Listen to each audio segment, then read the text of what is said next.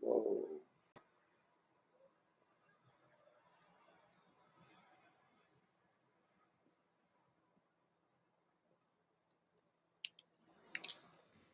I'm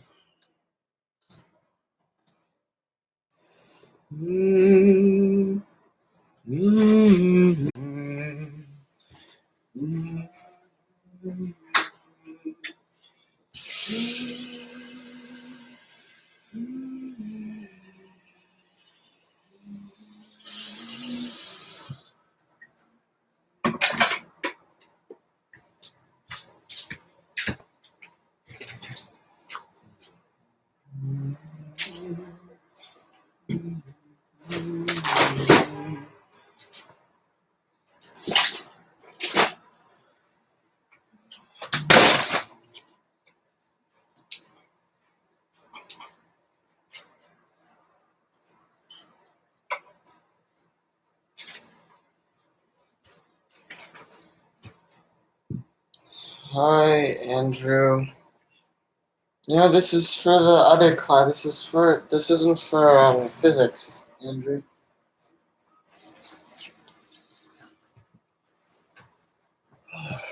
Hold on, I drink.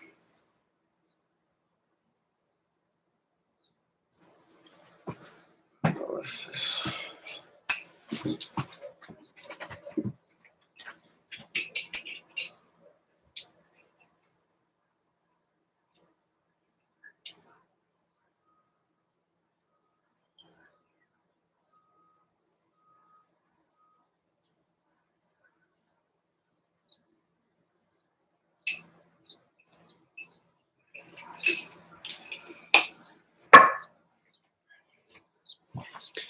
Hey, Gallagher.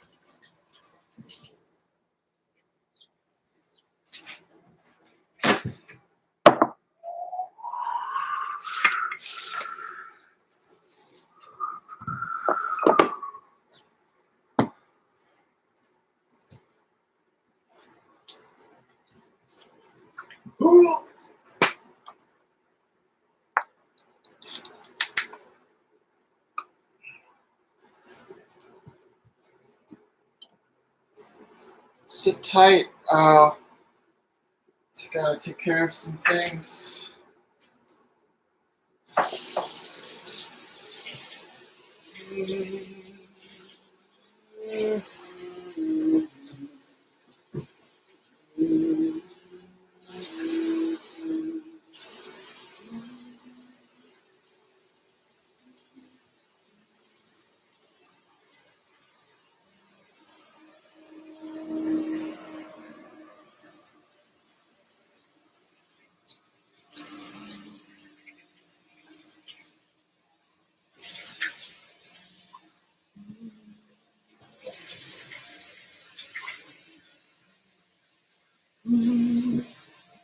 Hey, Enza.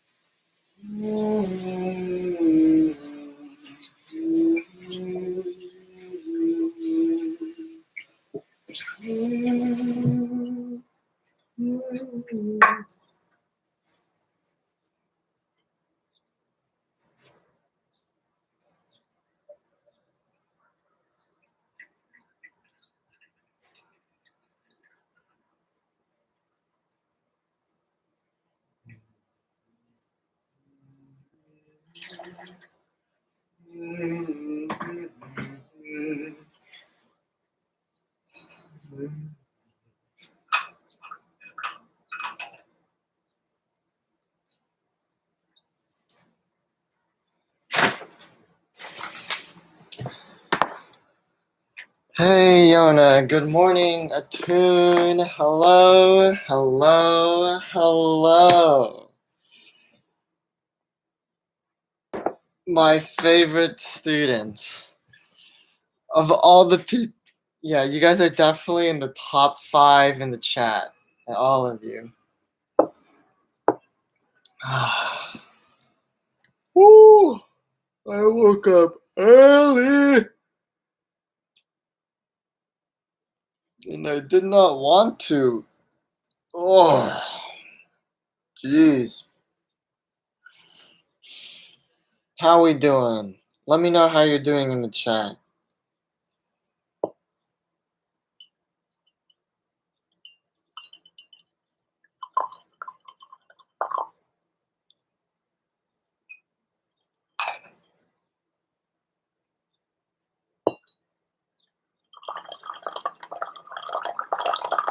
Pretty good. Okay, nice.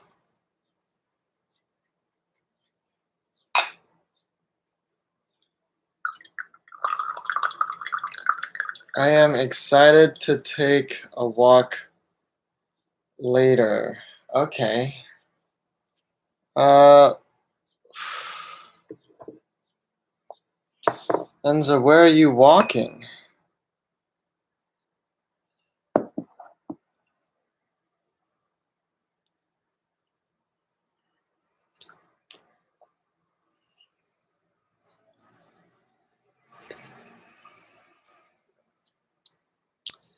Hey, Meg.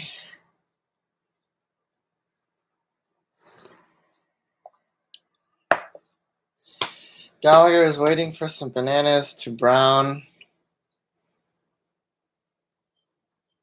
so he can make banana bread. That's cool.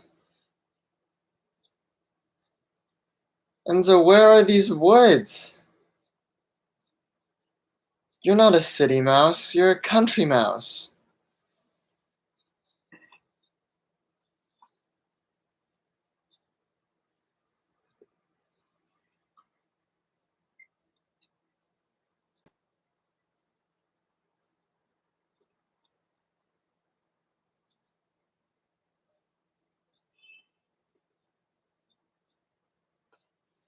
Yeah, I guess okay, it happens, you know. I've been waking up pretty late too, you know.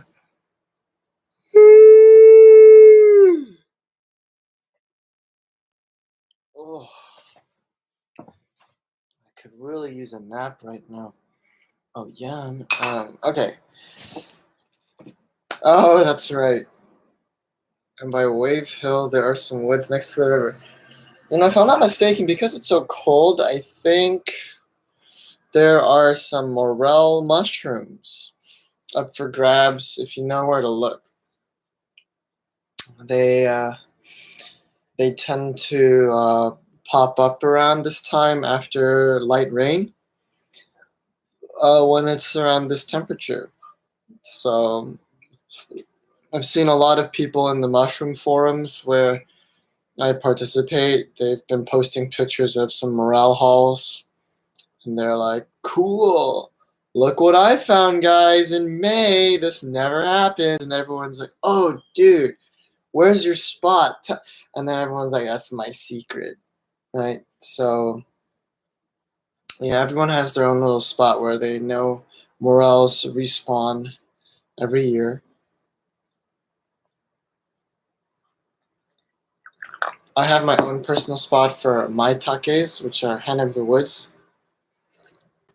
Extremely savory mushroom, I believe. Morel, I would say, is not savory, but it has like a really unique flavor profile that makes it very coveted amongst chefs and fungi enthusiasts.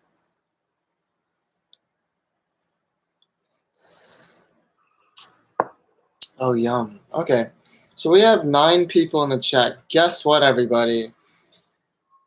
Nobody turned in anything for the thing, for the writing workshop. So the only reason I did it was because there was some expressed interest. So I guess it was fake. It was just a prank, bro. But I'm not your bro, so you can't prank me like that. It's not nice. So instead of that, I guess instead of holding a writer's work, excuse me. Excuse me. I guess something I could have done is I could have posted my own writing and just pretended it was a student's, right, and just kept it #anonymous. But I had only just thought of that, so now you would know it would be me, which is no good. So I guess we could use this time just to talk about anything else.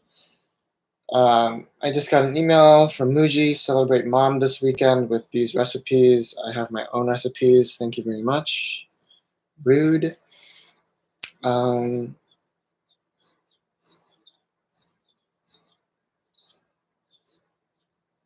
Yeah, so well, I guess we're not gonna do it. Maybe we could do it next week if you guys want to turn something. It could even be just a draft of something you have to turn in later for another class, but it's cool. I know if you don't want to do it, you don't want to do it. Gallagher, you would have known if you tuned in to the streams. You a little punk. You just betrayed yourself. And that's okay. So I'm looking at the classwork and the question I posed. The unexamined worth is not worth living. And then there's two. Make sure you guys understand that there are two options for the second question. There are two options, right? So the first option is, what would be a contemporary analog of Euthyphro's dilemma? Does something have X quality because of Y, or does Y happen because something has X? If you Google Euthyphro's dilemma, and like other examples of it, I'm pretty sure you could run into a couple, and maybe that can kind of help you think about it. That's the whole point of philosophy, right? I think that's one of the many points of philosophy, is to be able to relate it to real life and stuff. It's not like the most utilitarian thing or healthy thing just to like stay within an academic vacuum. Or B, is there such thing as objective morality? Is there like something, like, regardless of the culture you grew up in, like something that all human beings should see as right, should see as wrong? And if so, give examples of how we can discover what is truly moral or immoral, right? Euthyphro offers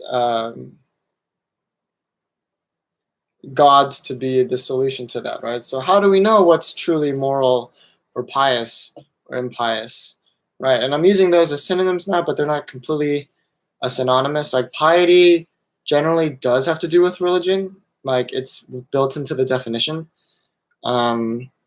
But you could argue that Euthyphro's theory of morality was so closely intertwined with that of piety, right? So to him, morality and piety were the same thing, I would argue. And so he chooses to think of like what is truly moral as something the gods approve of. The only problem being that he fails to step outside of the context of like Greek society, right? So because other cultures would have different gods. So right there and then, his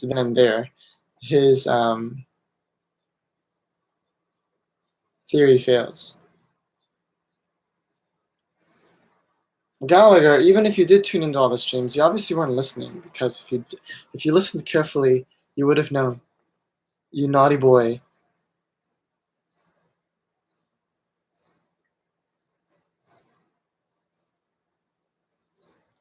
Yeah, so those are your two prompts. Do you guys have any? If you guys have any questions about the prompts, I'd be happy to answer. Okay. It's okay, Alex. I know you have like a lot of other. YouTube videos going on other tabs playing the same time as the stream, or you're just like on Facebook or something. Whatever, I understand. Hello, Itamar. So Itamar, we are foregoing the writing workshop because 0 people turned in a writing sample to be critiqued by their peers, which is fine. It's not like this was like a mandatory thing. I just did it because I thought you guys wanted to do it. So it's totally cool.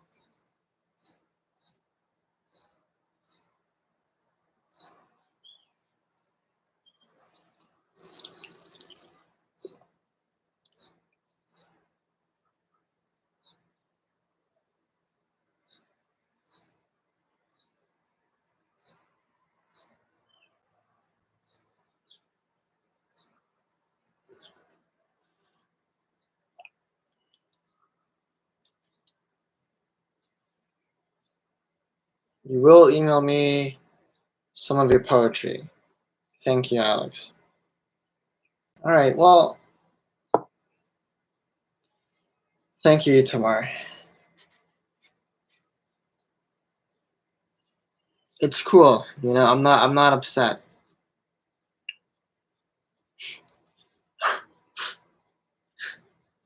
Um, everything's gonna be okay. All right, so yeah, I guess something tangentially related to philosophy is like if you'd like to speak about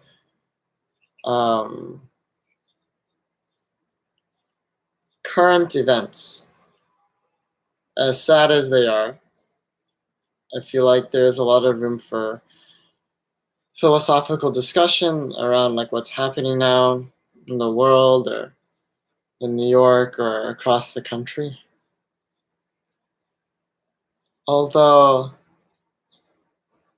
I feel like for the most part it just makes people upset to read about things that's going on.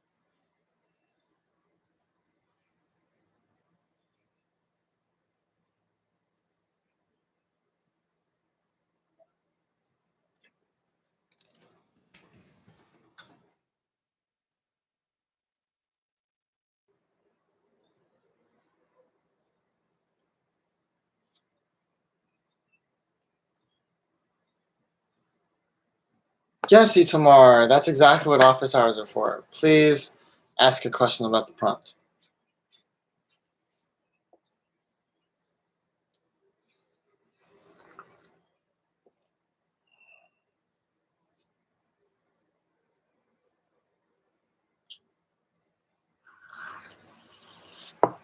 When writing yours, I found that the premises were getting too abstract because a life worth living is abstract.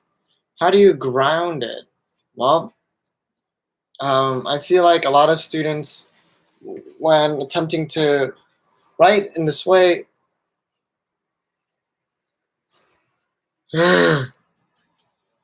um, fall into the trap of trying to generalize something to being true all the time, right? I think what you are potentially doing, I mean, I haven't read what you've written, so I don't know. But I feel like a trap that many students fall into is trying to write something that's actually true, like trying to write something that's actually sound. When like something that's like going to be true no matter what. And the fact that nobody has a correct answer to this, even in the 21st century, kind of implies that these questions are thousands of years old and we still don't have answers. So it's not about finding the right answer, it's just about arguing, right? And it's about defending your position logically. So unfortunately, that would mean, in some case, to take a pretty specific and concrete definition of what it means to be worth living. It can be a really simple definition, right? And the simpler it is, like the less likely it is to be true and sound, but the more grounded in reality it would be, and the easier it is to defend and to build an argument off of it. And I realize what I'm saying itself is pretty abstract, but um, for example, how would I define worth living?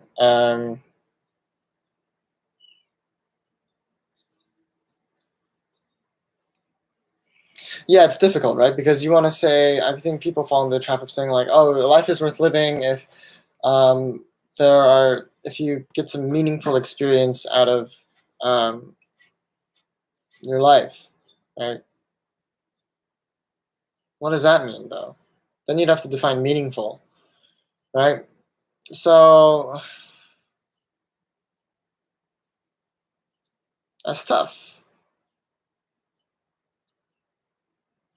That's tough. You could even argue that a life worth living is one where someone would have no regrets at the end, and then you can like try to kind of generalize like what causes regret and how a lack of examination would inevitably lead to regret. That's like one way to do it. A life worth living is a life. A Kantian approach would to say a life worth living is one that was lived under strict logic rules and um, embraces the human spirit, right? Which itself is vague, and you're gonna have to define that, right? But that's what Kant would say, right? As a moral absolutist, he would argue that a life worth living is one where a human taps into their humanity, right? Or like the good aspects of humanity, at least.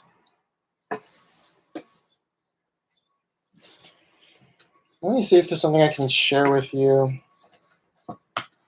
that's related to what we're doing. Nope. Nope. Mm,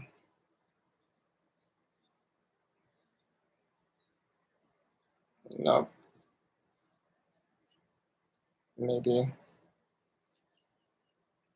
Is a life worth living? That's one way to define it, Timon. Don't ask me that question. I don't know, right? There's no like right way to go about it.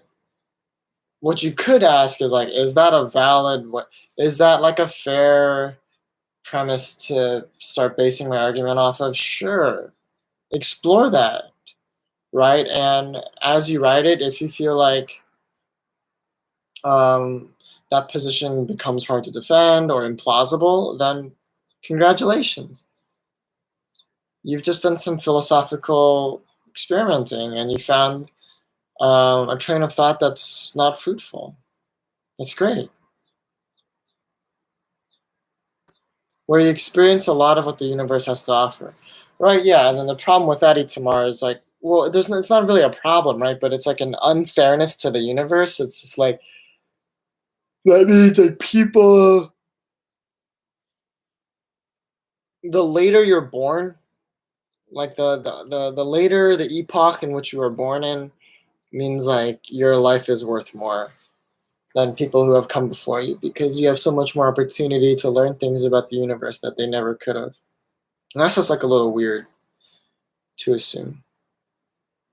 One thing that your definition of life worthiness should be compatible with, I think, is at least that every human, no matter like what time period they're living in, should have an equal opportunity to be able to pursue a, a worthy life.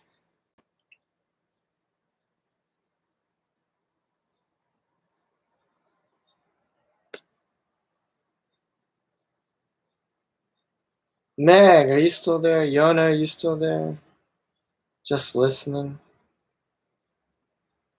Enzo, are you still there?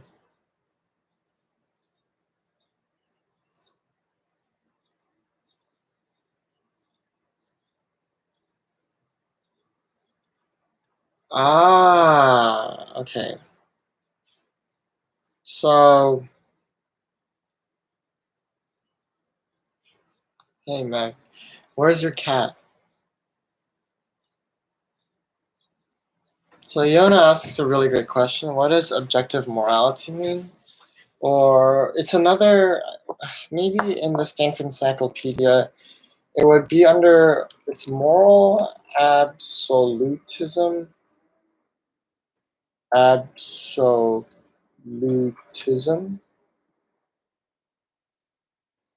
versus moral relativism. Okay. And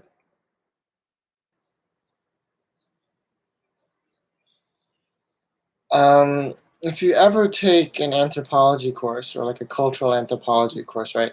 One of the very first things that you learn about when you're studying other cultures is that there's a concept called cultural relativism, where you're only supposed to or allowed to judge morality based on the context of the culture that you're studying.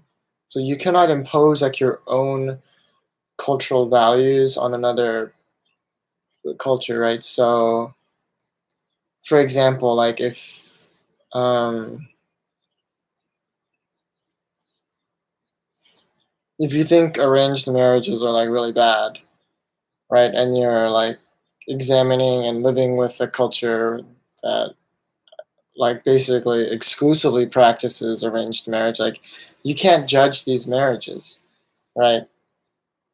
You have to recognize that the cultural relativism basically states that there's like really no right way to do anything, and it's different cultures like come up with like different ways to do things to solve the same problems, whether it's like the formation of the institution of marriage or the concept of like warfare or cannibalism sometimes in certain societies.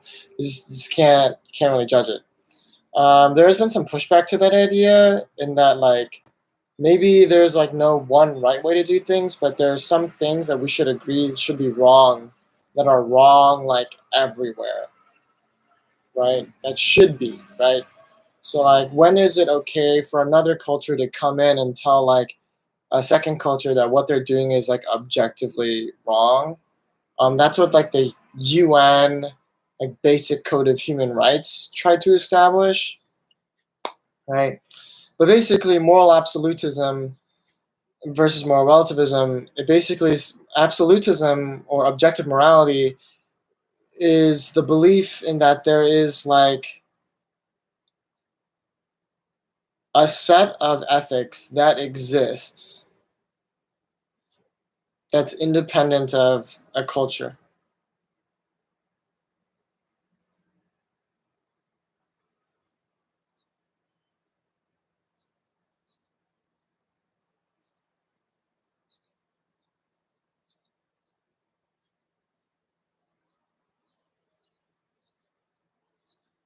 Riddled with conform. Well, yeah. That's one of the main detractions from that theory.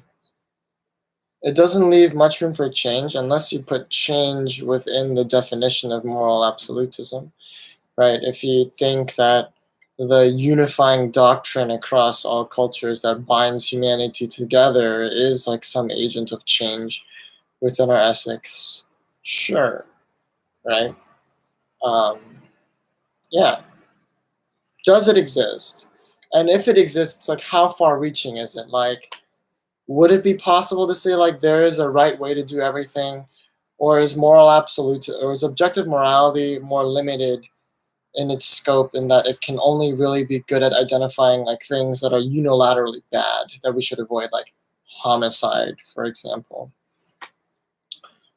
or infanticide, or like things that every culture can kind of agree on that is like basically like a no-no, like stealing, okay, stuff like that, like. And if it is something, for the example, that's probably the weakest. That's probably the weakest version and like least far-reaching, most shallow version of an objective morality is like a code of ethics that would tell you what not to do no matter what, as opposed to like what to do. But even in that case, when you're talking about what not to do, um, where was I going with this thought? Holy moly.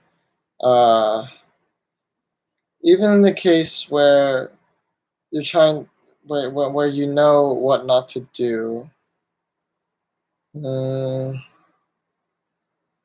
how do you determine that? By what criteria are you going to like say like, this is how I know this is like a really bad thing to do? Like, how do we do that? These are really big questions, by the way. They might be too big.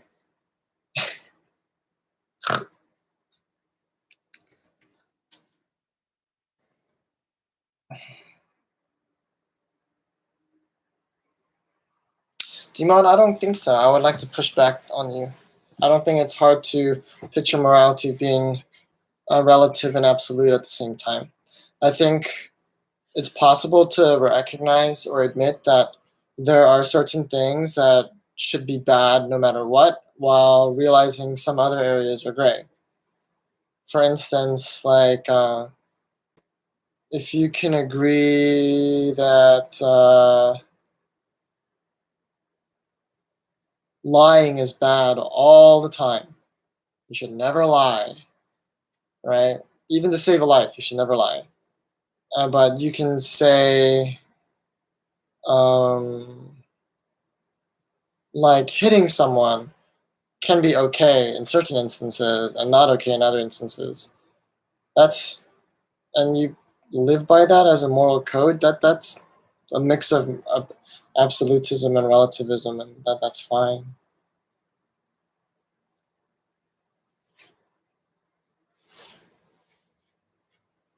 I'd say by comparing already set of rules of thought and using people's own morals to prove. Yeah, and Alex, that's like a very empirical way of looking at it, right? That's like that has been one suggested way. It's just like look at every culture in existence, like all 1,000 subcultures of humans, and look for the laws that they all have in common. And that's probably something that we could all agree on to be universal. But the problem is like that's not founded upon general principle, right? That's just empirical. That's like just an observation. Like, oh, like what do all cultures have in common? And that's probably like a universal ethic ethical like moral that we can kind of abide to. It's not really based on general principle. Right?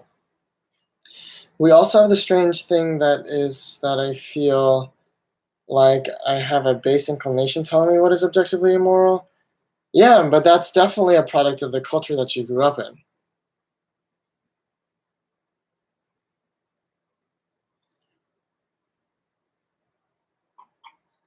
Yeah, it was something that's taught, right?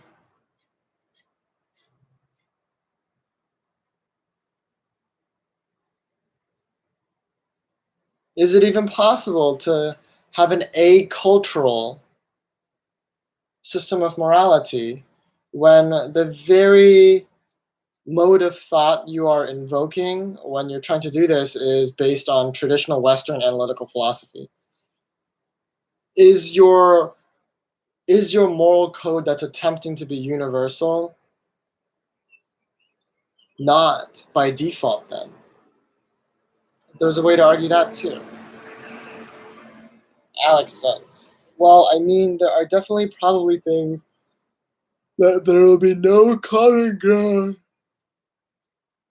And I'll just stand based off my own morals, so I guess there is the stubbornness in it. Hmm.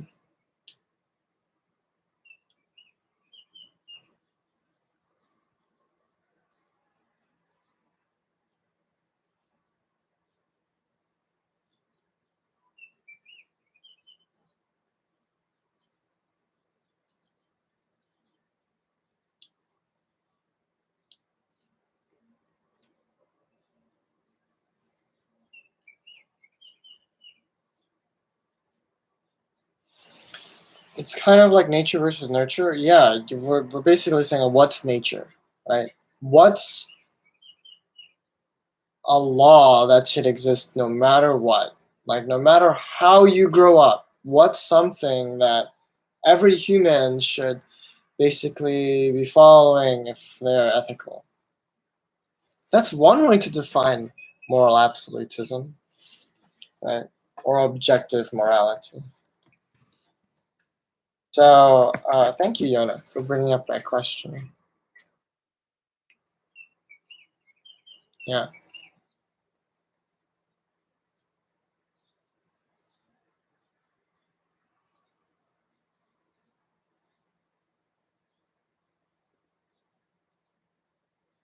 Is utilitarianism a form of objective morality?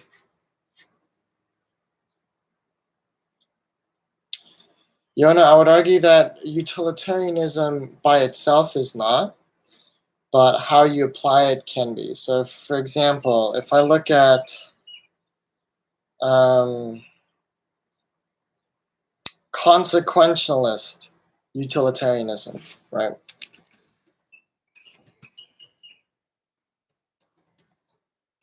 Or consequentialistic? No, consequentialist utilitarianism, right? This isn't like its own fancy thing, right? It's basically just combining. Well, once you study more the etymology of like what different philosophical terms means, like schools of thought like that shouldn't become too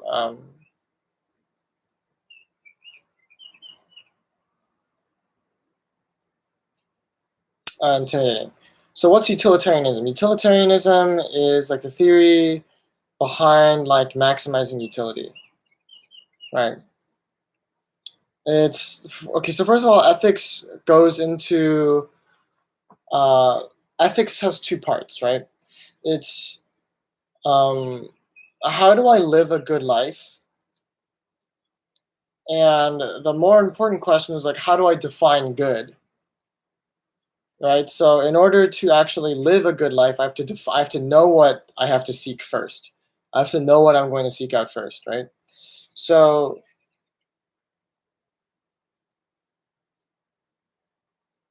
or is the culture the sole deciding factor? It's not the sole deciding factor, right? I mean, like, we see examples of people transcending the culture in which they grew up all the time. Um, and your question, I think, is bordering on entering the realm of psychology or psychiatry, right? Which we try to avoid.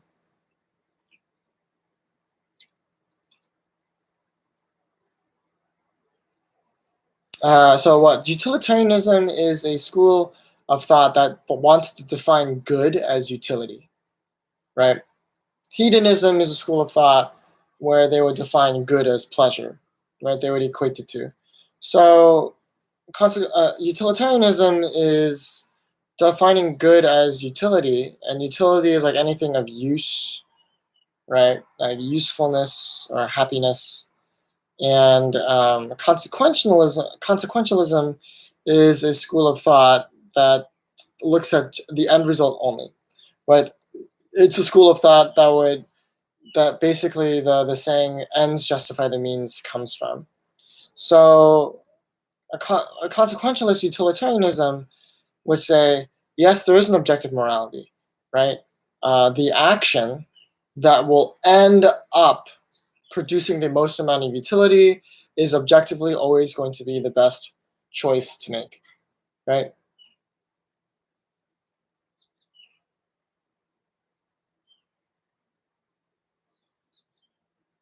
What if you settle on a definition of a good life and spend so much time focusing on attempting to well, Enza, do you see what you've just done? How do you measure utility? Oh, Yona, you sweet child. That's basically the entire study of economics.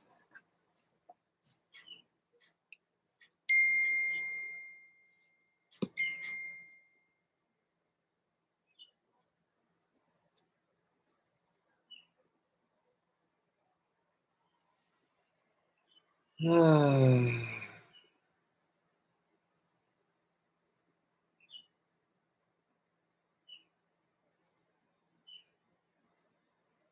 Yep. It assigns a monetary value to utility.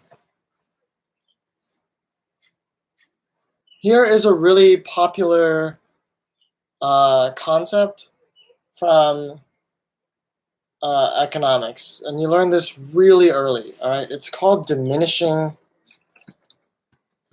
marginal utility. Okay, so let me break it down for you, Yana.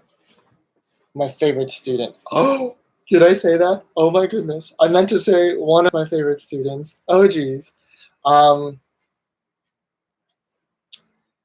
Okay, everyone calm down. I meant to say my favorite student named Yona. Okay, just everyone calm down. And you don't let me finish. Gosh, quit interrupting, please. Um,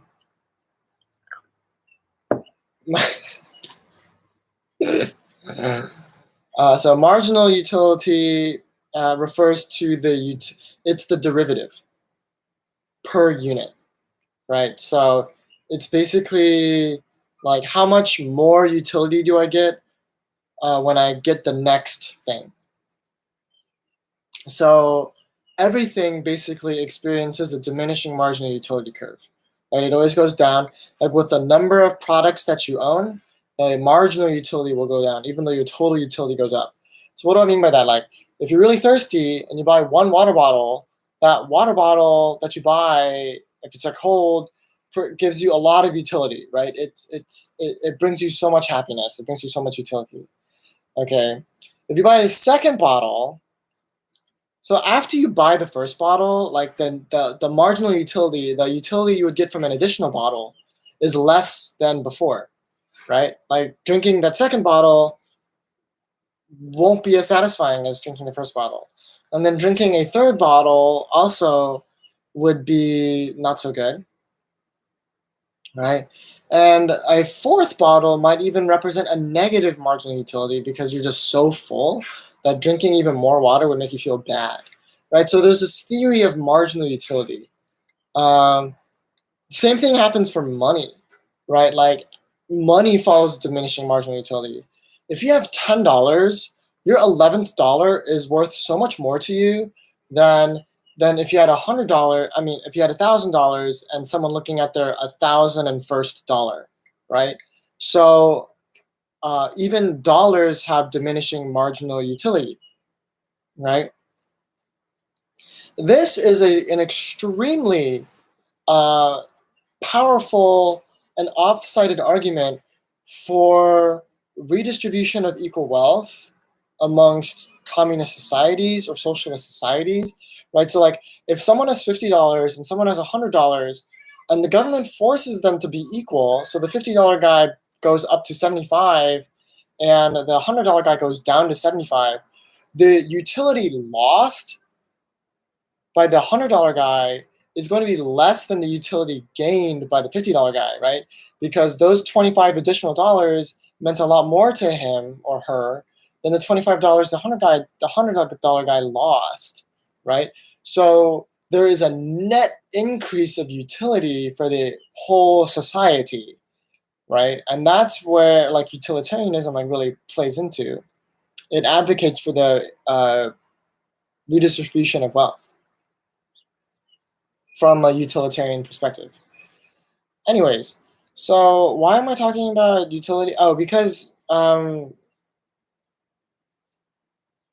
behavioral economists, almost any kind of economist, likes to attribute. They need to be able to model like how much utility, like precisely as a mathematical function, is gained or lost through whatever, right? So I used a water bottle example, but like how much utility really is in one water bottle? And for a lot of people, they would say $2 worth of utility, right? So you place a utility value on whatever you're buying or whatever services are available or products are available. And if you know the utility to dollar conversion, then you can put a dollar value on almost anything. So that's like the study of economics. So Enza, I want to go back to your question. Holy moly. Hi, Sarah, you're late, you silly goose. So Enzo asks a question. What if you settle on a definition of a good life and spend so much time focusing on it that it diminishes the quality of life you live? All right, so Enza, you've created not a circular argument, but an argument that kind of breaks itself. So if it diminishes the quality of life you live,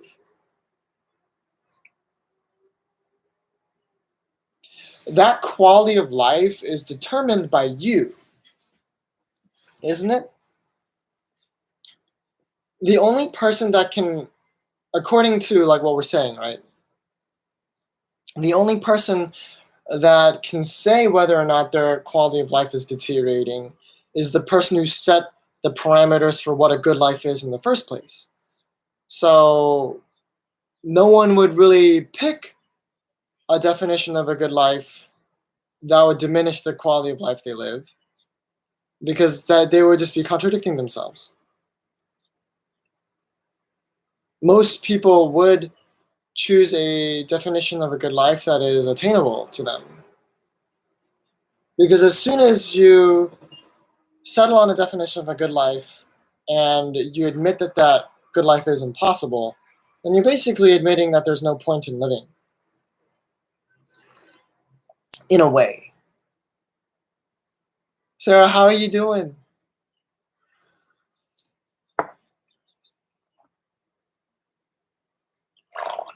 I'm gonna brew a second pot of tea. I'll be back to fix my water.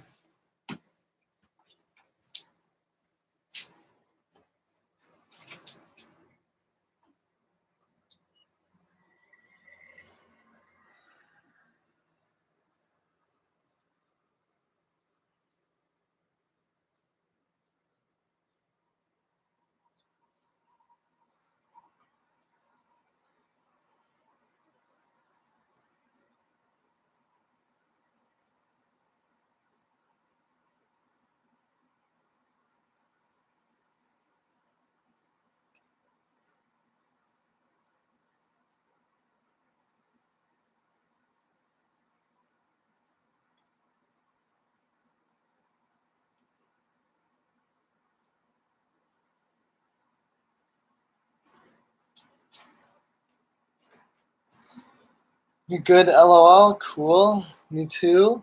Just really sleepy.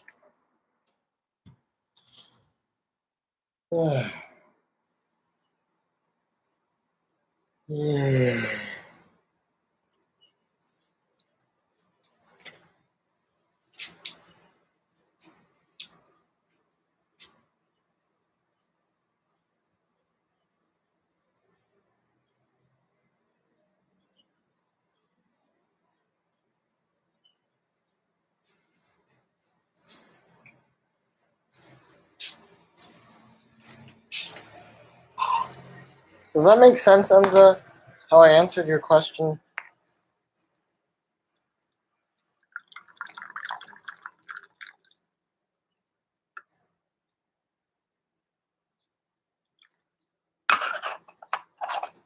Or does it not?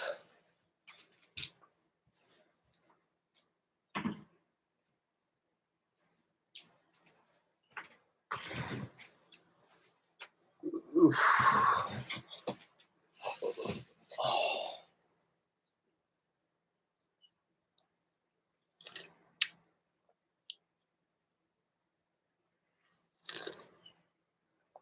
That's good to hear, Sarah.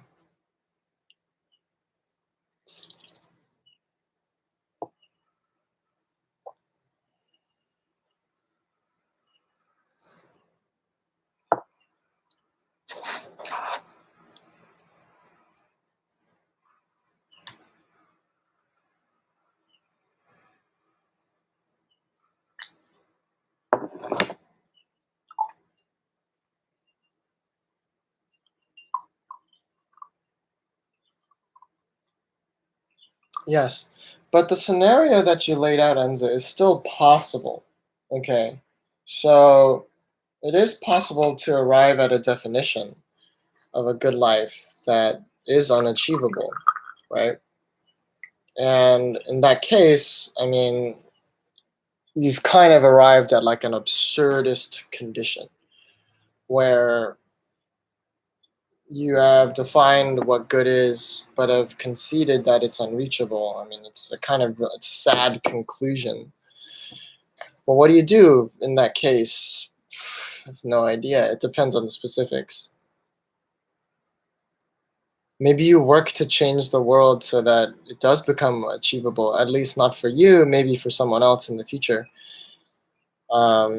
If you think it's just generally impossible, right? Like then, I don't know. I guess you have your own permission to act however you want because life has suddenly become meaningless.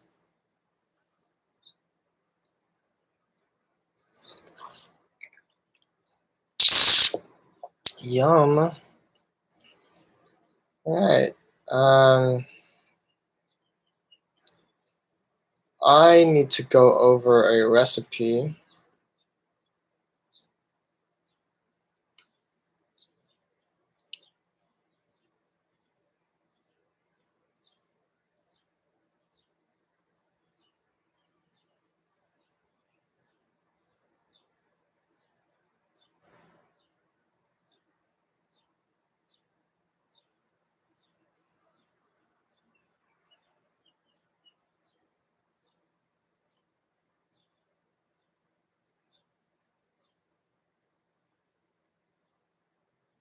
Hmm. All right. So 8 ounces of flour, 2 grams. All right. So 125. That's cool. Huh? No way.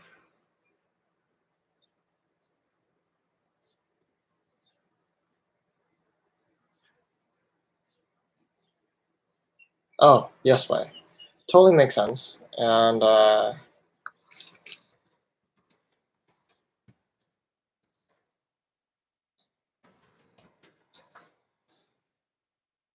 3/4 of a stick. Okay, cool. Oof. Why did it get cold all of a sudden? You guys remember this time last week? It goes like super hot, and everyone was going outside, and they weren't wearing masks, and they were being idiots. And all of a sudden, it's cold again, as if God is telling those idiots, "Stay inside, you idiots."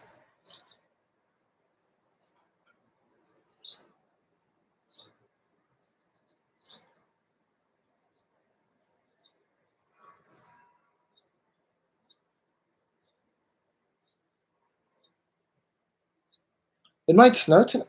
Yana, are you serious? Girl, you serious?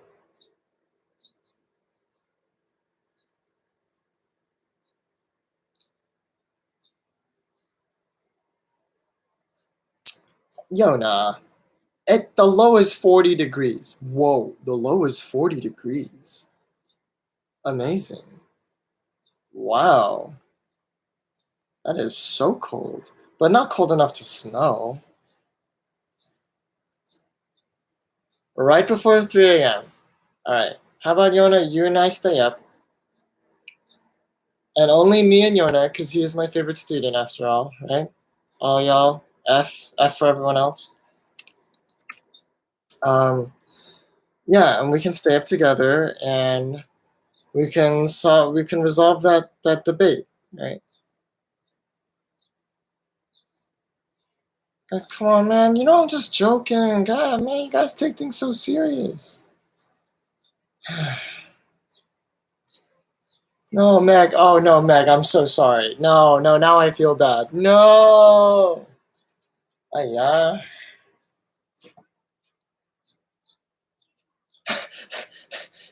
I can have a live stream at 3 a.m. You see, this is why Yona's my favorite. He makes jokes like that. Um, no, I do not have a favorite, guys. That is dumb. Do you have least favorites though? Of course.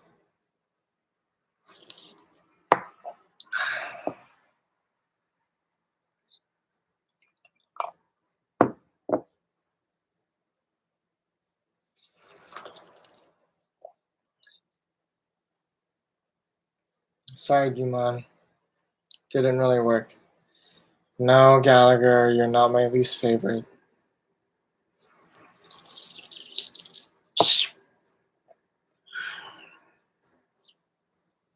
All right, so it's 10:52. We never got to do the writing workshop. Totally cool. We instead went over the prompts. Yona asked a really great clarifying question about what moral absolutism is, or what moral objective morality is. So, and I think we as a class kind of have like a better idea of what that means. Itamar asked a great question about specific struggles with defining what it means to be life-worthy, and struggles with like general approaches versus specific approaches. Enza kind of pushed back on an idea of defining good, which is like what all ethics is about, right? It's about deciding which choice is best whenever you're presented with a choice, and how on earth we firstly, at the very beginning, define what best is or what good is in the first place. And these are all issues that are being tackled by Socrates right now, right? And so I hope you guys have a little bit more ammunition and stuff to write your responses to the prompts. Around Sunday, I'll probably post another resource, an excerpt from another one of Plato's dialogues, for example, that's like related to this. The drama Antigone, I think, is useful. It's like so related, and it was actually written during Socrates' life. So Plato would have been very aware of this play by Sophocles, Antigone. So that's cool. So, I mean, you can read the play. It's not that long, but if you really don't have time, you can read like the summary of it and see what it's really getting at. It is a tragedy. It's very Romeo Juliet-esque, and it was written in 440 BC, right? So like basically 2,000 years before Shakespeare wrote Romeo and Juliet, right? It does involve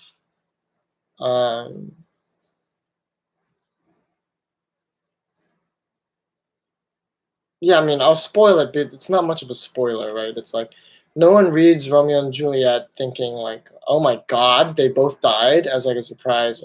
No one reads Julius Caesar being like, whoa, Caesar was assassinated in the Senate? What? And if I did just spoil both of those plays for you, I'm sorry. Altuberte. But yes, Antigone, both the principal lovers die, right? And that is the tragedy.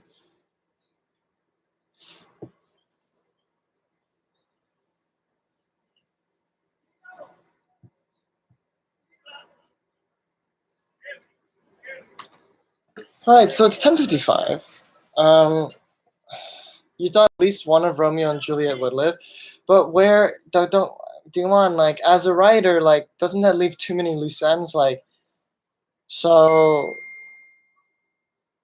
what would you think? So Juliet's asleep. Romeo sees her and like kills himself because he thinks she's dead, and Juliet wakes up, right? So what do you expect Juliet to do for the rest of her life? You know, it's just like it's not a neat literary ending. You know, she kind of needs to die.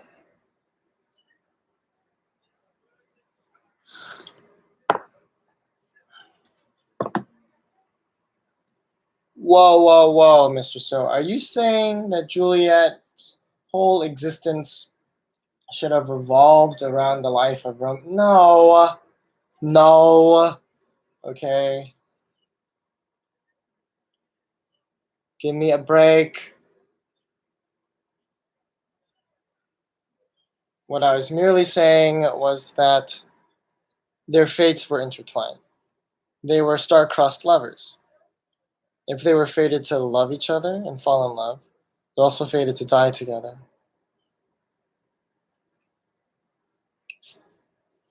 But I agree. I mean, if she survived, it would have been a pretty open ending, and it would have been interesting to see like what her life would have looked like post Romeo. Would she have found another love, a second love? I smell a fan fiction coming up, Dimon. Why don't you write about what happens to Juliet? I mean, come on, she's only 14, right? Like, she has so much life to live. Um, yeah. Who does she meet in her 20s? Who does she meet in her 30s?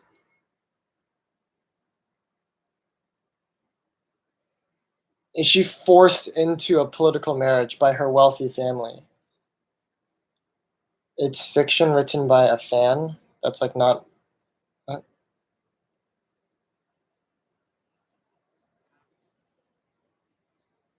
Okay. Whoa, it's 10:58. So I think I gave a pretty quick recap of what we talked about. I hope you guys found it useful and fun. If you guys want to stay tuned, I'll be making ramp scones, or as Americans like to say, incorrectly, scones. Uh, Super easy. You guys should definitely have all the materials for this thing. All right, so I'm gonna be doing that right now. So bye, thank you, and I'll restart a second stream really quickly. Okay, bye. Thanks for coming, everybody. As nice as always.